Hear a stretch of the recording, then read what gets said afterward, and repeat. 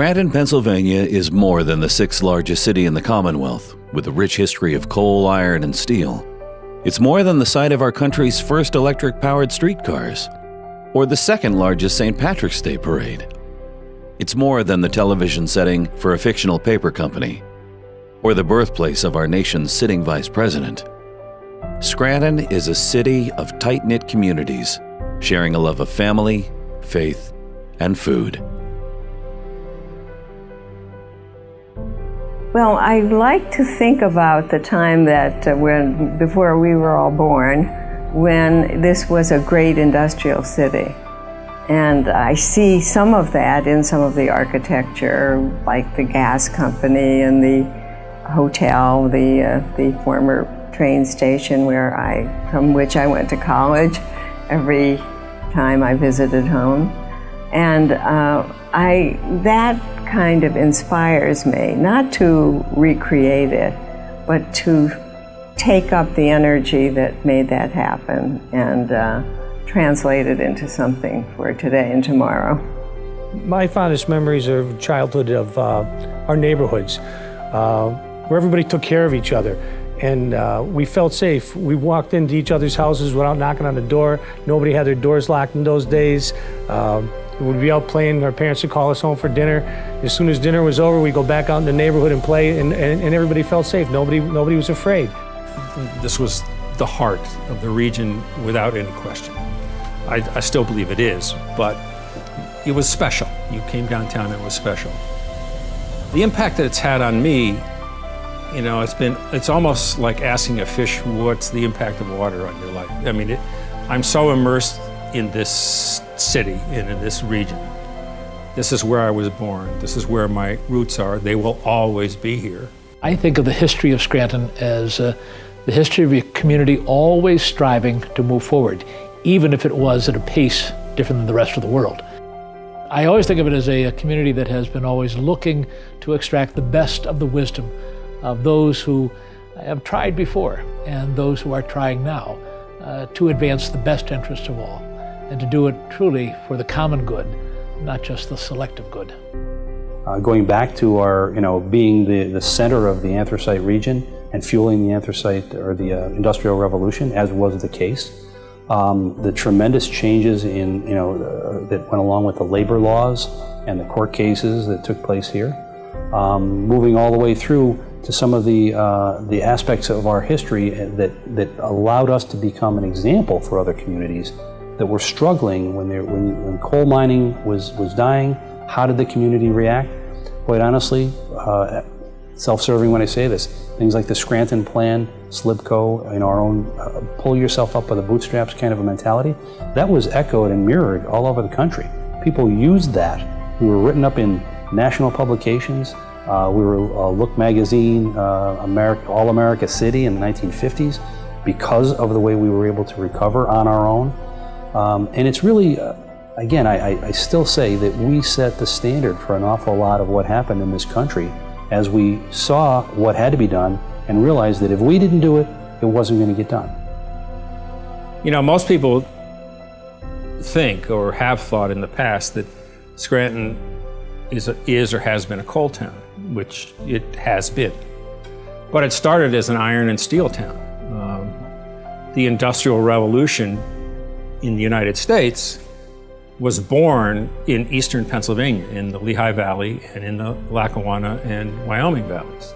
The remnants of that are here today, but you can see pictures of the steel mills, the iron furnaces, etc. And eventually, as they moved west, we were left with the raw material, which was anthracite coal. In 1902 was the Great Anthracite Coal Strike. Went from, I believe, April to October, and shut down entirely the coal industry. Coal at that time was used for heating, for fuel. It was what everybody used, like oil today. If there had been, there was a strike in Saudi Arabia and they stopped producing oil, it would be the same kind of effect today. Roosevelt got involved as the strike continued and continued and continued. As it was getting toward winter, there was a legitimate concern that people would freeze to death in the winter without the coal to heat their homes. George Bear, who was, I believe the president of the Pennsylvania Coal Company at the time, had a rather high-minded idea that it was his manifest destiny, basically, to kind of be a jerk, and that it was his right to put down his workers, and he didn't have to make any concessions. And Roosevelt threatened to throw him out the window of the Rose Room in the White House. They were eventually able to come to a concession, and the miners ended up going back to work, I believe, the middle of October, with minor concessions. They had advocated for an 8-hour day. They were able to get a 9-hour workday. The price of their wages was increased slightly, but it was kind of the beginning of the end of that horrible, oppressive mining era. The seminal period in Scranton's history occurred basically from World War II until the 1950s. The reason I say that is because wearing the chamber hat, that's the period where when coal had left the area's value from an economic standpoint and the war effort was winding down, that's when the people of Scranton came together, the leaders, the business leaders, the community leaders, and the citizens came together to raise the dollars necessary to bring in business. And things changed dramatically in the 50s and 60s because of that community support. This was always an entrepreneurial area, because with coal and with iron and with steel came banks, newspapers, services, radio stations, later television stations, the whole panoply of culture. We were very fortunate in our misfortune, and that is that we didn't rebuild the city in a kind of completely modernistic, soulless way. And because of that, there are an awful lot of particularly young men and young women who are looking for authenticity in their environment, in their surroundings. And they're coming to cities, not just Scranton, but cities like Scranton, which they prefer to the suburbs or to a city that may be more modern and less soulful. It is a corner of God's world that is marked by celebrations, whether it is La Festa Italiana, whether it's the Friendly Sons, whether it is the St. Joseph's Festival each summer, whether it is the St. Patrick's Day Parade, or any other event. And I would say that we all have funny memories and funny stories to tell of each. I recall being at La Festa Italiana many years ago with Bishop Timlin and with Monsignor McGowan, and all three of us were trying to speak Italian. That was funny in and of itself. I'm the person who thought I was saying good afternoon for the first 6 months I lived in Italy, only to discover that even though my American friends would not correct me, I was saying happy tomato to everybody I walked by in Italy at that time. What we've come from, and I was just reading the 150-year book that that the Times put out. I was reading it, and there's so much.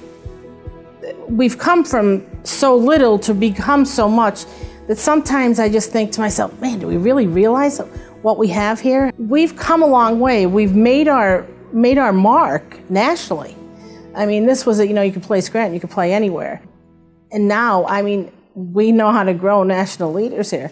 There's Vice President Biden, and Hillary has roots here, and our own favorite son and shining star, Senator Bob Casey.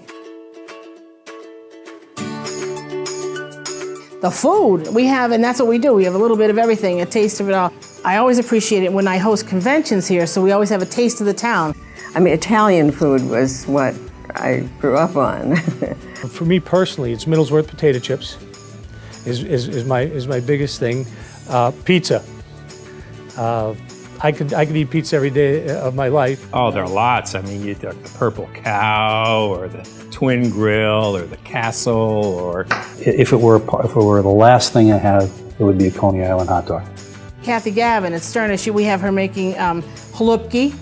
We have her make, we get our kielbasa. We go to, Kutzaps for kielbasa. And, the candy from Gertrude Hawkes. And pizza, I know it's Old Forge, but so what? We kept them alive.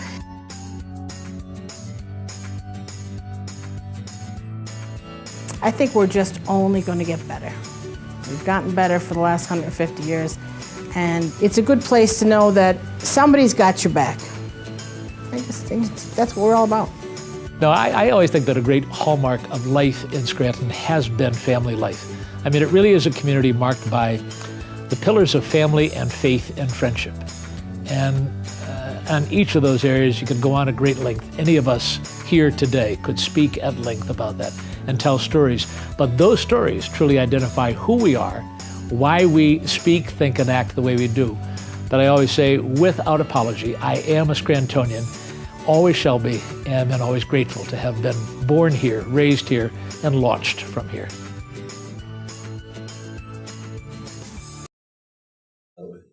Buon pomodoro.